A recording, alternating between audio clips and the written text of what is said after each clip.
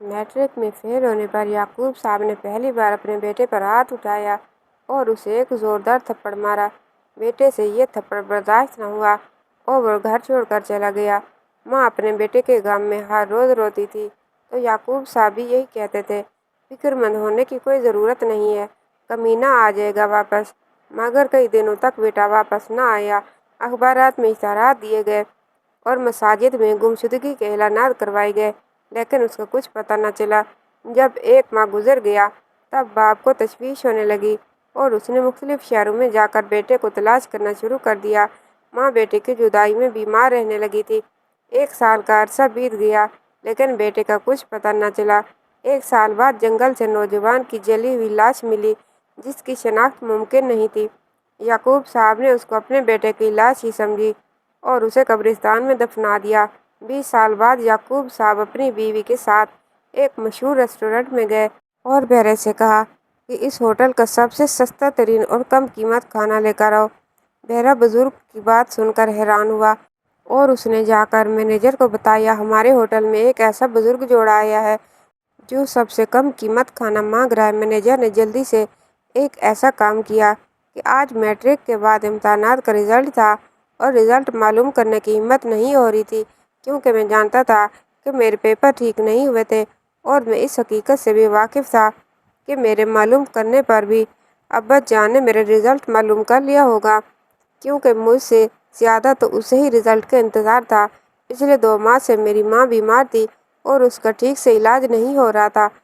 अब्बा जान माँ पर पूरा पैसा लगा चुके थे, लेकिन इसके बावजूद भी उसमें किसी किस्म की बेहतरी नहीं आई थी। मैं तो मैट्रिक में अच्छे नंबर लेना चाहता था, लेकिन अब अम्मा की वजह से मुझसे पढ़ाई नहीं हो रही थी। सारी रात माँ दर्द की वजह से तड़पती रहती थी। डॉक्टरों ने इसके मैदे में एक बहुत बड़ी पथरी बताई थी और उसका ऑपरेशन बताया था, लेकिन ऑपरेशन के लिए खर्चात बिल्कुल नहीं थे।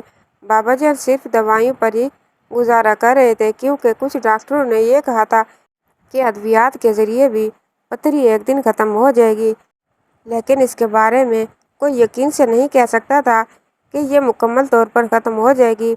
आखिरी रास्ता ऑपरेशन ही है। मैं रिज़ल्ट चेक करने के लिए गया था, लेकिन फिर रिज़ल्ट देखे बगैर ही वापस घर लौट रहा था।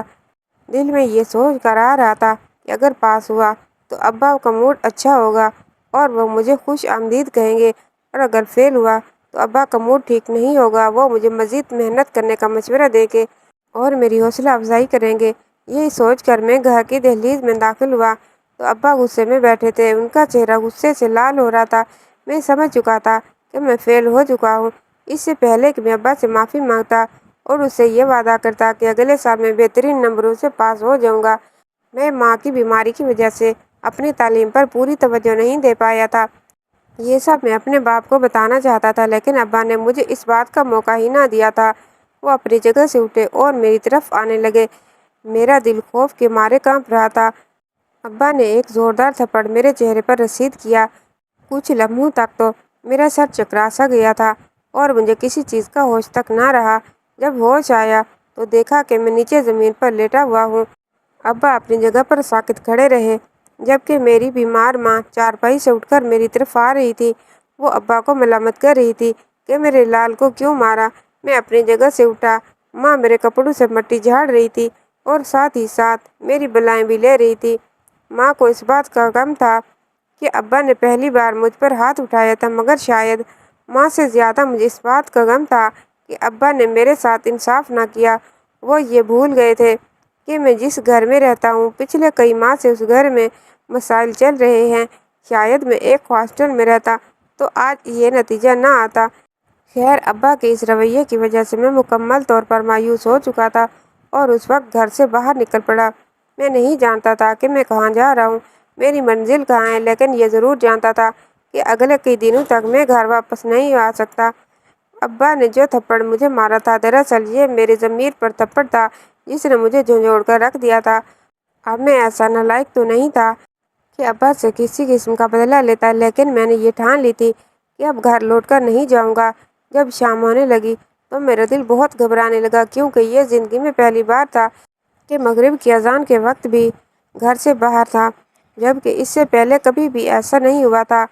ابا کی طرف سے مجھے ہدایت دی گئی تھی کہ مغرب کی اذان کے وقت تمہارا گھر میں ہونا ضروری ہے، اور میں ابا کے حکم کی تعمیل کرتا تھا۔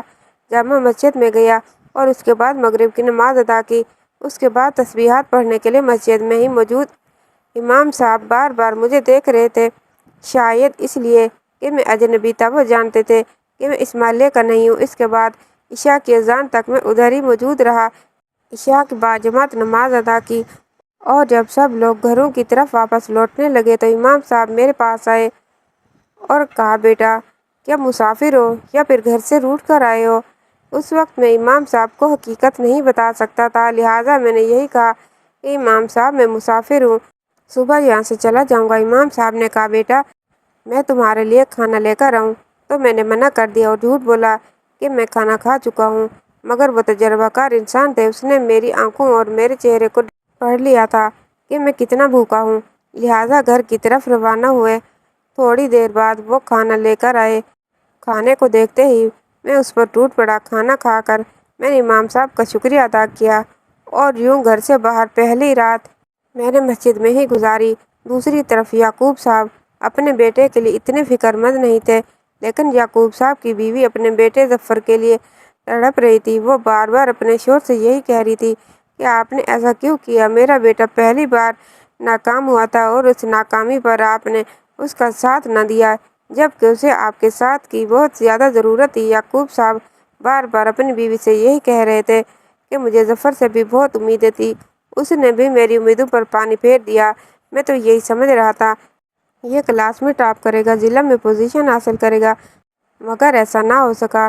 چلو پوزیشن حاصل نہیں کی، لیکن کم از کم پاس تو ہو جاتا، لیکن یہ کمبخت تو پاس تک نہ ہو سکا۔ تم جانتی ہو کہ تمہاری بیماری کی وجہ سے پچھلے کئی مہینے سے میں کتنا ڈسٹرب تھا۔ تمہارے آپریشن کے لیے میں لوگوں سے قرض مانگ رہا تھا۔ ان حالات میں کم از کم میرے اپنے بیٹے کی طرف سے یہ خوشی تو نصیب ہوتی، لیکن افسوس کہ بیٹے نے مجھے یہ خوشی بھی نہ دی۔ خیر میاں بیوی کی یہ تکرار جاری رہی۔ ماں بار بار اپنے شوہر سے یہی کہہ رہی تھی کہ میرا دل گھبرا رہا ہے، پتہ نہیں میرا بیٹا کہاں ہوگا، رات کو اس نے کچھ کھایا یا نہیں۔ مگر یعقوب صاحب ابھی بھی مطمئن تھے اور اپنی بیوی سے یہی کہہ رہے تھے کہ اپنے کسی دوست کے گھر ٹھہرا ہوگا، تمہیں پریشان ہونے کی زیادہ ضرورت نہیں، دیکھنا صبح کمینہ واپس آ جائے گا۔ مگر صبح کی شام ہوئی، دن گزرتے گئے، لیکن ظفر واپس نہ آیا۔ مسجد میں فجر کی اذان سنی تو نیند سے بیدار ہوا، صبح کی نماز ادا کی اور اس کے بعد وہاں سے جانے لگا۔ امام صاحب نے جب روکا اور کہنے لگے کہ بیٹا ناشتہ کر کے ہی جانا، میں نے امام صاحب سے معذرت کی کہ مجھے اپنی منزل کی طرف جانا ہے، حالانکہ میں خود نہیں جانتا تھا کہ میری منزل کیا ہے، مگر امام صاحب نے ضد کی اور مجھے صبح تک روکا۔ صبح ناشتہ کرنے کے بعد میں مسجد سے روانہ ہوا، امام صاحب کا شکریہ ادا کیا اور اسے یہ بھی کہا کہ میرے لیے دعا کیجیے گا کہ مجھے اپنی منزل مل جائے۔ میری کوشش تھی کہ کہیں سے مجھے کوئی ملازمت یا پھر دہاڑی مل جائے تاکہ کسی سے بھیک مانگ کر کھانا نہ پڑے۔ مزدوروں کے ایک اڈے پر جا کر کھڑا ہو گیا اور انتظار میں تھا کہ کوئی شخص جس کو کسی مزدور کی ضرورت ہوگی تو یہاں سے مجھے لے جائے گا۔ سامنے ہی ایک ورکشاپ تھی اور ورکشاپ کا مالک مجھے مسلسل دیکھ رہا تھا۔ اس کے بعد وہ میرے قریب آیا اور کہا، ضرورت مند ہو؟ میں نے کہا، جی ہاں، مزدوری کے لیے ہی یہاں کھڑا ہوں تاکہ کوئی کام مل جائے۔ پھر وہ مجھ سے کہنے لگے کہ ورکشاپ کا مالک ہوں، میرے لیے کام کرو گے؟ میں نے اس بات میں سر ہلایا۔ اس نے مجھے اپنی ورکشاپ پر رکھ لیا اور کہا کہ 2 وقت کی روٹی کے علاوہ ماہانہ 15,000 روپے تمہاری تنخواہ ہوگی۔ مجھے کافی خوشی ہوئی کیونکہ اس سے بہتر میرے پاس کوئی آپشن موجود نہیں تھا۔ میرے لیے ایک نیا شہر تھا اور تمام لوگ ہی میرے لیے اجنبی تھے۔ میں اپنا شہر ہی چھوڑ کر آیا تھا تاکہ میرا باپ مجھے تلاش نہ کر پائے۔ میں نہیں جانتا تھا کہ ابا جان نے مجھے تلاش کرنے کے لیے کیا کیا کام کیے، کیا پتہ اس نے مجھے تلاش کرنے کے لیے اخبار میں اشتہارات بھی دیے ہوں گے، مساجد میں اعلانات بھی کروائے ہوں گے، مگر مجھے ان باتوں سے کوئی فرق نہیں پڑتا تھا۔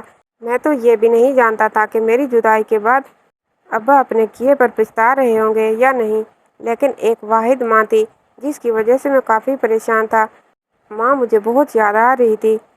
کبھی کبھی تو میرے دل میں آتا کہ بھاگتا ہوا ماں کے پاس چلا جاؤں، لیکن پھر جب ابا کا خیال دل میں آتا تو اپنے ارادے سے باز آ جاتا۔ ورکشاپ پر مجھے 1 مہینہ ہو چکا تھا اور میں نے خود اپنے منہ سے تنخواہ نہ مانگی، یہی سوچ کر کہ مالک خود مجھے تنخواہ دے دیں گے۔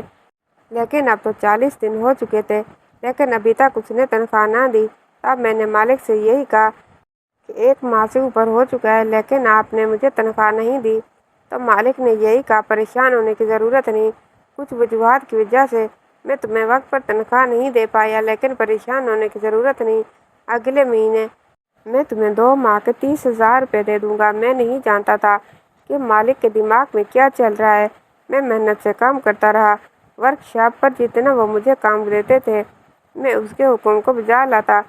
पूरे दिन 8 घंटे उसके यहाँ नौकरी करता और वर्कशॉप बंद होने तक मैं उसके दुकान पर काम करता रहता। कभी किसी काम में कोताही नहीं की और ना ही उसे किसी किस्म की शिकायत का मौका दिया। जब 2 माह मुकम्मल हुए, तब मैंने तनख्वाह का मुतालबा किया। इस बार मालिक ने साफ अल्फाज में कहा कि मेरे पास कुछ नहीं है, आगे तुम्हारी मर्जी। अगर मजीद मेरे साथ यहाँ काम करना चाहते हो तो तुम्हें 2 वक्त की रोटी मिलती रहेगी, लेकिन अभी मेरे पास पैसे नहीं हैं।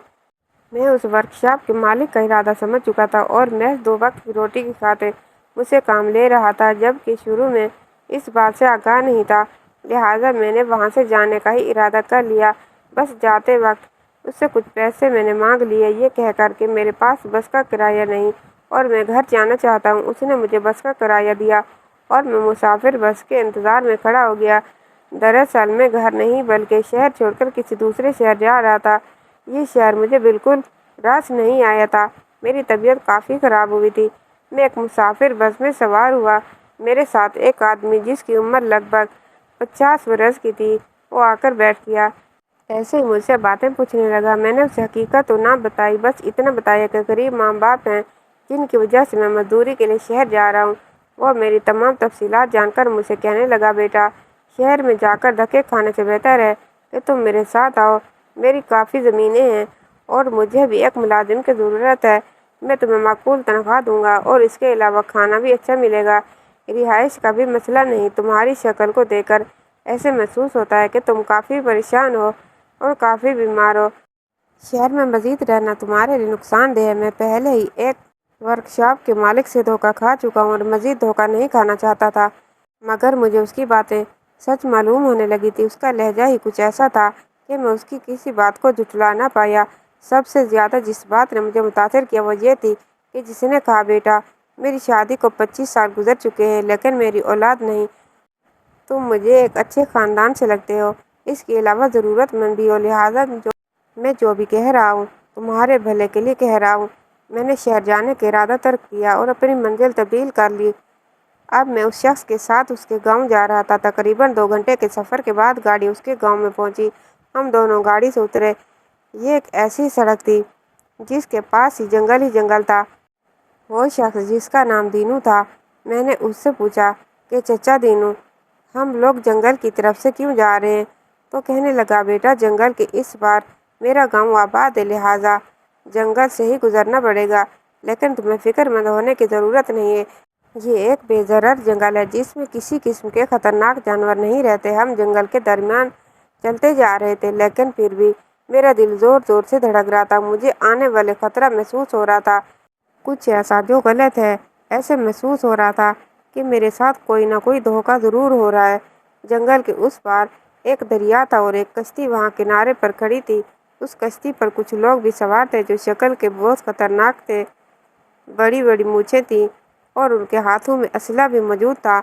मेरे पूछने पर चचा दीनू ने बताया कि ये लोग गांव के बासी हैं और ये कश्ती में हमारे साथ सफ़र करेंगे।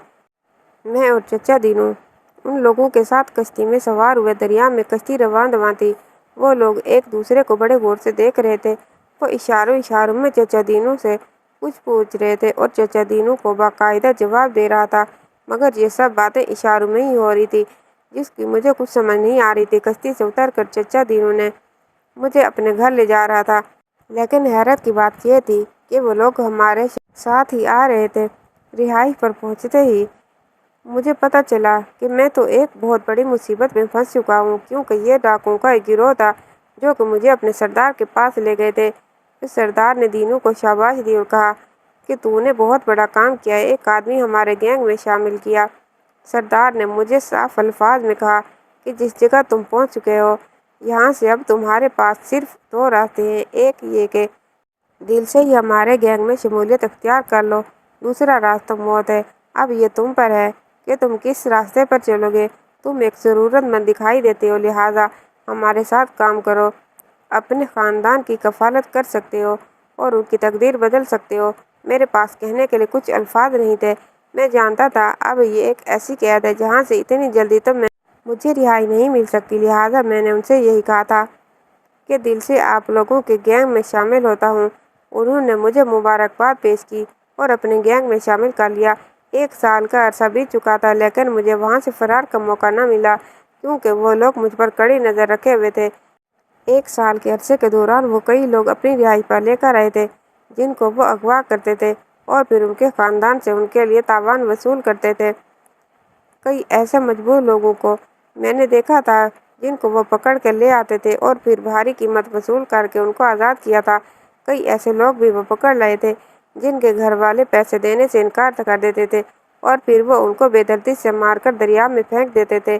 1 سال تک میں گھر واپس نہ آیا تو ابا جان نے یہی سمجھا کہ میرا بیٹا اب کبھی واپس نہیں آئے گا یا پھر خودکشی کر کے اس نے اپنی جان دے دی۔ ماں کو اب بھی میرے جینے کی امید تھی اور وہ ابا سے بار بار یہی کہتی تھی کہ ایک نہ ایک دن میرا بیٹا لوٹ کر واپس آئے گا۔ اچانک ہی ٹی وی پر ایک خبر چلی کہ ساتھ والے جنگل میں ایک نوجوان کی جلی ہوئی لاش ملی ہے۔ ابا خبر سن کر فوراً جائے وقوع پر پہنچے۔ اس لاش کی شناخت بالکل نہیں ہو رہی تھی۔ ابا نے انتظامیہ کو اس بات کا یقین دلایا کہ یہ لاش میرے بیٹے کی ہے۔ میرا بیٹا 1 سال سے گمشدہ ہے، کسی کو نہ مل سکا، ہو نہ ہو یہ میرا ہی ظفر ہے۔ ابا لاش کو اپنے گھر لے آئے اور پھر قبرستان میں دفنا دیا۔ ماں کی بھی امید کہ میرا ظفر زندہ ہے، وہ بھی مر چکی تھی۔ کچھ دن بعد ایک ایسے شخص کو ڈاکو پکڑ کر لائے جو ایک بہت بڑے ریسٹورنٹ کا مالک تھا۔ اس کا نام شیخ حبیب تھا اور وہ کروڑپتی شخص تھا۔ انہوں نے شیخ حبیب کے گھر والوں سے 50 کروڑ کی ڈیمانڈ کی تھی جو کہ بہت زیادہ تھی۔ جب فون پر شیخ حبیب صاحب کی ملاقات ان کے گھر والوں سے کرائی گئی تو شیخ صاحب نے اپنے گھر والوں کو سختی سے منع کر دیا۔ اتنی رقم میرے لیے نہیں دینی، اتنی رقم ادا کرنے کے لیے مجھے اپنی ساری جائیداد حتیٰ کہ گھر بھی فروخت کرنا پڑے گا۔ شیخ صاحب کی رکھوالی پر مامور کیا گیا تھا جبکہ باقی لوگ دریا کے کنارے محفل اٹینڈ کر رہے تھے اور اب جب وہ مجھ پر اعتماد کرتے تھے اور کبھی نہ سوچا تھا کہ ظفر ہمیں دھوکہ دے سکتا ہے، لیکن میں تو موقع کی تلاش میں تھا اور آج وہ موقع مجھے مل رہا تھا۔ میں شیخ صاحب کو وہاں سے آزاد کر کے جنگل کی مخالف سمت سے بھاگنا شروع ہوا۔ جب تک ان کو پتہ چلتا میں شیخ صاحب کو لے کر ان کے گھر آ چکا تھا۔ شیخ صاحب اکثر مجھ سے کہا کرتے تھے کہ بیٹا تو نے مجھے خرید لیا، میں تمہارا وہ احسان جو تو نے مجھ پر کیا ہے کبھی نہیں چکا پاؤں گا۔ شیخ صاحب کی اکلوتی بیٹی تھی جس سے میری شادی ہوئی۔ آج میں شیخ صاحب کا کاروبار اور ان کے ریسٹورانٹ سنبھال رہا ہوں۔ شیخ صاحب کا وفات پائے 8 برس ہو چکے ہیں۔ ایک دن میں اپنے ہوٹل میں ہی موجود تھا۔ میں آفس میں بیٹھا ہوا تھا جبکہ کھڑکی میں سے میں نے دیکھا ابا جان ماں کو لے کر اس ہوٹل پر آئے تھے۔ ابا جان نے بہرے سے کہا کہ اس ہوٹل کا سستا ترین کھانا لے کر آؤ جو سب سے کم قیمت ہو۔ میں نے بہرے کو ہاتھ کا اشارہ کیا اور اپنے پاس بلایا اور پھر اس سے پوچھا۔ بہرے نے مجھے ساری تفصیل بتائی۔ میں نے اس سے کہا ان کو سب سے مہنگا ترین کھانا کھلا دو، قیمت میری طرف سے ادا ہو جائے گی۔ جب بل دینے کی باری آئی تو بوڑھے شخص نے بہرے سے پوچھا بیٹا قیمت کیا ہے؟ جب بہرے نے میرے باپ کو بتایا کہ کھانے کی قیمت ادا ہو چکی ہے، اللہ تعالیٰ نے میرے والدین سے مجھے ملا دیا۔ میں اپنے آبائی گھر گیا تھا لیکن وہاں تالا لگا ہوا تھا۔ پڑوسیوں کو اس بات کا علم نہیں تھا کہ میرے والدین کہاں گئے ہیں، نہ ہی مجھے اس بات کی کوئی خبر ہوئی۔ کافی عرصہ تک میں اپنے والدین کو تلاش کرتا رہا لیکن وہ نہ مل سکے، لیکن آج قسمت سے ان لوگوں کو میرے ہوٹل پر لے آئی تھی اور میری خوشی کا کوئی ٹھکانہ نہیں تھا۔ وہ کھانا کھا کر ہوٹل سے باہر نکلے تو میں نے ان کا پیچھا کیا۔ دونوں ایک کرائے کے مکان میں رہتے تھے۔ وہ جیسے ہی کرائے کے مکان میں داخل ہوئے تو میں ان کے پیچھے گیا۔ آج 20 سال بعد میں اپنے والدین سے مل رہا تھا اور ان کو سلامت دیکھ کر میں بہت خوش تھا، لیکن مجھ سے بھی زیادہ خوشی میرے والدین کو تھی جو مجھے کافی عرصہ تک تلاش کرتے رہے۔ آخر کار مردہ سمجھ کر دفنا دیا۔ میرا باپ بار بار مجھ سے معافی مانگ رہا تھا لیکن میں اپنے باپ کے ہاتھوں کو چوم رہا تھا اور اس سے یہی کہہ رہا تھا باپا مجھے شرمندہ مت کرو، غلطی تو مجھ سے ہی ہوئی کہ آپ لوگوں کو چھوڑ کر بھاگ آیا۔ آج میرے والدین ہمارے گھر میں ہمارے ساتھ رہتے ہیں۔ بس ایک پچھتاوا مجھے آج تک ہے کہ 20 سال جو مجھے اپنے والدین کی خدمت کرنی چاہیے تھی، میں ان سے دور رہا، جبکہ ابا کو اس بات کا پچھتاوا ہے کہ میں نے اپنے بیٹے کو سمجھنے کی کوشش کیوں نہ کی۔ وہ اپنی ماں کی بیماری کی وجہ سے پریشان تھا اور فیل ہوا تھا۔ میں اپنے بیٹے کو کیوں نہ جان پایا۔ رشتوں میں مضبوطی تبھی ممکن ہے جب ایک دوسرے کو اعتماد میں رکھا جائے۔ کہانی کیسی لگی کمنٹ باکس میں رائے کا اظہار کیجیے گا اور کہانی کو لائک، اور اگر چینل پر نئے ہیں تو چینل کو سبسکرائب کیجیے گا۔ انشاءاللہ تعالی اگلی کہانی کے ساتھ حاضر ہوں گے۔ تب تک کے لیے اللہ حافظ۔